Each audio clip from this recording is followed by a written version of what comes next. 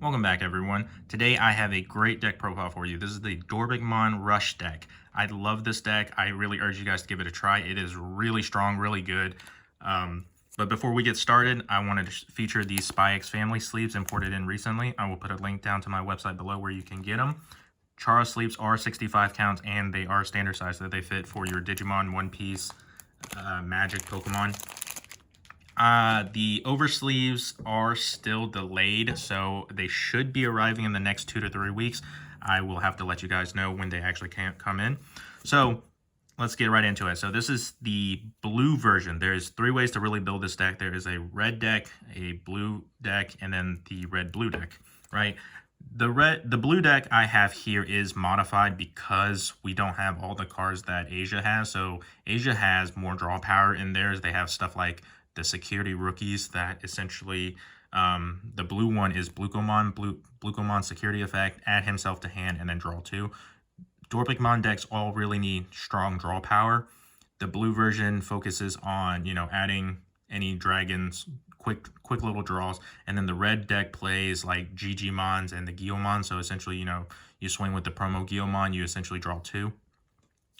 So I modified this, so instead of 4 Upas, I play 4 Demi Vmons and then 1 Upa because I'm focusing more on the early jamming, and I'll get more into that. So 4 Demi V, for the jamming, draw 1, and then 1 Upamon. You could also reverse this, 4 Upa, 1 Demi, or 4 Upa and a Baby Dramon, depending on the rookies you play, and the different versions, your choices of blue Digimon.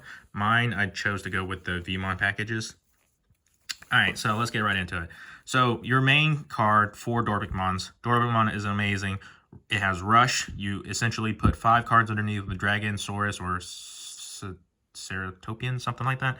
Underneath him, we're mainly putting dragons underneath him. And 1 Saurus, I think. I have Snow Agumon, which is a dinosaur. So he pops something.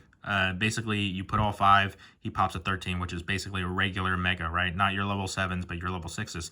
But if you do play the red deck with the Growlmon and the Guilmon stuff, they do pop Omnimons because they have the plus 1,000, plus 2,000 to their on deletion DP effects. So they could pop, bigger stuff. I don't really find that necessary. Another reason I don't want to play the red one. But the best reason I don't want to play the red one is because the security plus 1 tie is like 25 bucks. I have like 3 copies. I don't want to buy a 4th. You really do need 4.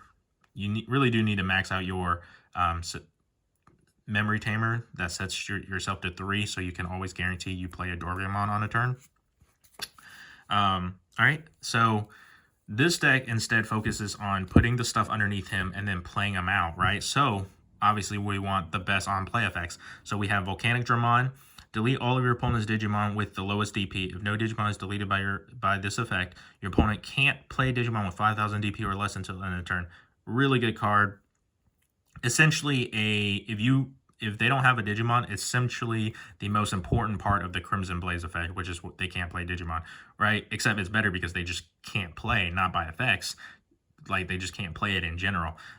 Usually they do have Digimon you can pop though, but if they only have 1 Digimon and you pop up with a Dorbick and then play the Volcanodramon, then they can't actually play it. And then, the less important but still good, if you have a Tamer in play, which you will, trash 1 card from the top of your opponent's security stack, right? Still really good. 3 Metallic Dramon, this is probably the better one. De-Digivolve 1 on all of your opponent's Digimon, right? So anything troublesome you don't want to deal with, just de-Digivolve it, right? Nothing can attack from de-Digivolution right now. Then delete one of your opponent's Digimon with a play cost or 5 or less, right? This is more likely to trigger than Volcanic Dramon's second effect, because if you de-Digivolve like a Mega and it's an Ultimate and that's all they have out because they only moved up to 1 stack, then you can't, you can't kill anything. So then this effect that second effect actually goes off. So if no Digimon is deleted by the effect, none of your opponent's unsuspended Digimon can Digivolve until the end of your opponent's turn. That's really important because then they have to attack with it or suspend it somehow. But if they try to attack with it, this has blocker. So then they would have to have like 2 Digimon, something to swing just to try to bait this block. but they would also have to already have that second Digimon out, so it could buy you time. This is a really good card. Just 2 ultimates. You don't really ever Digivolve into this unless you really desperately need the draw. But the main thing is if your opponent has no Digimon with Digivolution cards in play, unsuspend this Digimon. This is really good to slap underneath Dorbickmon, because in today's current format, we have a bunch of rookies that come out just for a search or something, and then your opponent tries to crash into you and die. And then they usually just have the one stack, right? One big stack. So you pop the big stack with Dorbick, and then they have a bunch of little rookies out. So Majiramon could let Dorbickmon attack twice, and then if you attack twice and you have like the draw effects underneath, then you get the draw, you know, because the draw underneath on some of these are not once per turns. All right, 4 Quadramon, everybody know what this does. Insecurity, come out, and then on play, draw 2, which is really good. Love seeing this thing in security, and it happens more often than you think. XVmon, not in here for the inherited, in here for the jamming. That's basically it. If I evolve into a rookie that isn't the jamming Vmon, I can still fix myself, get a draw off of this, and then, you know, jamming, swing into it, doesn't die, which then makes him a target. So people want to take out the jamming stuff. So then that's when you trigger your TKs for extra draws. All right, Digimon 0. I was playing more of this, but then I realized how fast this deck goes. You're not going to see a lot of cards in your trash. So when I do have like the Majiramon or whatever underneath and Dorbickmon swings twice, I'm usually not able to trigger this twice, even though this is not a once per turn, because I just don't have the 3 non-Digi eggs, right? So having 2 in here is more than enough, because you're not really ever evolving. You don't really want to evolve into this one. This is not the one you want to evolve into. Same with Quadramon. You don't ever want to actually evolve into it. I mean, unless you really need the draw. But yeah, he trashes 3. Again, not really doing it for this. It's for the draw one, so you can set up, once you have your first Dorbickmon, you can set up your second one. This Digimon, just for extra jamming, this one, you have to have a blue tamer in play to get jamming. You're always going to want to get your tamer out as fast as you can. So I'm only playing 2 because early enough, I might not have a tamer yet. Same reason when I was trying out the secret Digimon, since, you know, like this thing is not a once per turn. I figured, oh, I could swing and get 2 draws, or play this Vmon where I unsuspend to get another draw off of this. It was a neat idea to try. It just wasn't consistent. So I am doing the more consistent version. All right, this is probably your most important Vmon.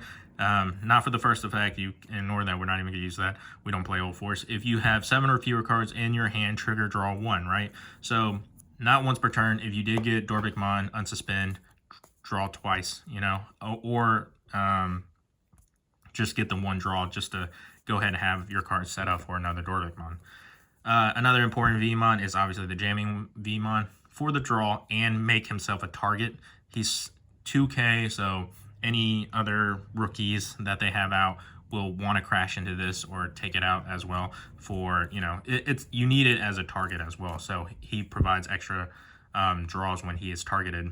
I'll get to that. So for Dracomon does search for Volcanic Dramon and Metallic Dramon, because it just says add a card with Dramon in it. So you have your core Dramon, etc. And then you could use him from the field to go into Dorbickmon, because Dorbickmon's a Digicross.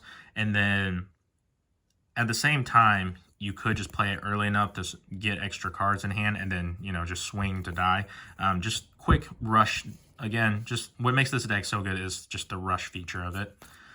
2 Snow Agumon. I don't know how to feel about this. I understand that it messes with your opponent's plays, but at the same time, there's so many control cards out right now that my opponent usually just pops whatever I have out with it. So I'm not ever actually expecting it to die, but I guess it forces them to use something to pop this. It has come in handy some games, but in most games it has not. I mean, it is nice where it added inherited effects. Plus, I really don't have any other draw effects to think of, that I can think of. So Snow Agumon is in here is fine.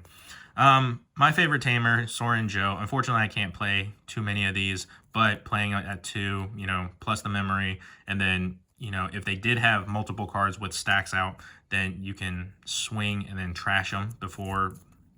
But because you are playing multiple colors, remember that this only trashes when you attack with a blue Digimon. So that is very important. So watch out for people who try to, you know, try to swing with Dorbick, and then I have seen games where people try to swing with Dorbick and then, you know, they just think, oh, it's just when I attack, swing, trash. No, it has to be blue. All right, so TK, this is the reason why I say it's important that the XVmon and Vmons are targets, because when your opponent attacks one of your blue Digimon, you may suspend this tamer to draw one, right? So you could play the Jellymon stuff, the Jellymon guy, where it's if you have a thing with Jellymon underneath its Digivolution source, or of the level 5 attacks, you get to suspend it and draw one. I feel like that's a little bit too late in the game, because by the time I have the Dorbickmon, I already drew all the cards to play the one thing, right? I need the draws earlier so I can play the Dorbickmon. So that's why I play TK instead, and he's set to 3. So your set to 3 are important. And then sometimes when I don't have anything else I need to play, I actually just play multiple TKs. So I just play a TK and I see another one. I don't have anything else because the numbers in this deck is a little weird because you're not evolving normally. So sometimes I just play another TK. But then when they do swing at, you know, Vmon or whatever, and they definitely will because they want to make sure that thing is not going to come out their security again. I just, you know, tap TKs and then draw one for each one, which is amazing. Like, this is such a good draw card.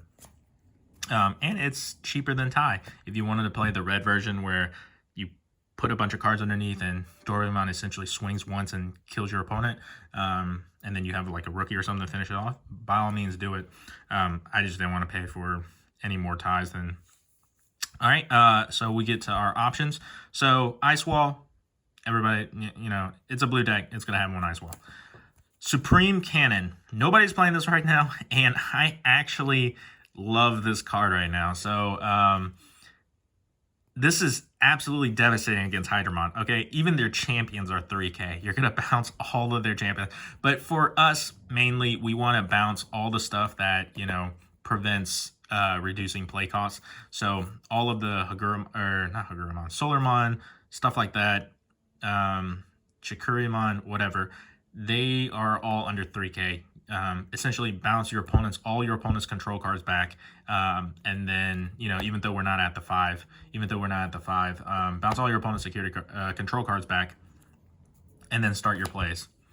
All right, and then finally we have 3 Tidal Wave, the main important, you know, whole reason this deck is built around. So choose up to 2 Digimon cards in the Digivolution cards of one of your Digimon and then play them. It doesn't say blue, so as long as you have blue cards, so your blue eggs, your other blue Digimon, your blue tamer out, you get to play Tidal Wave. So Tidal Wave, play out your Metallidramon, play out your Volcanic Dramon, play out your Core Dramon, etc. Trigger all their effects.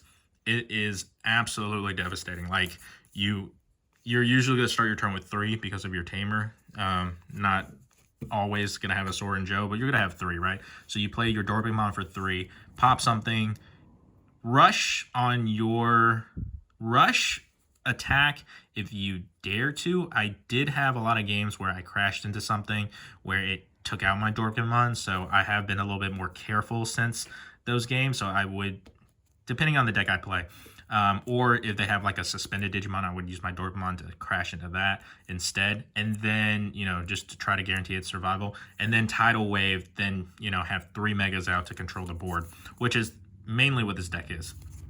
I will put out some I will put out some battle videos for this because I really want to show you guys how this deck works. It's really fun, and I really do recommend this. All right, have a nice one. See you next time.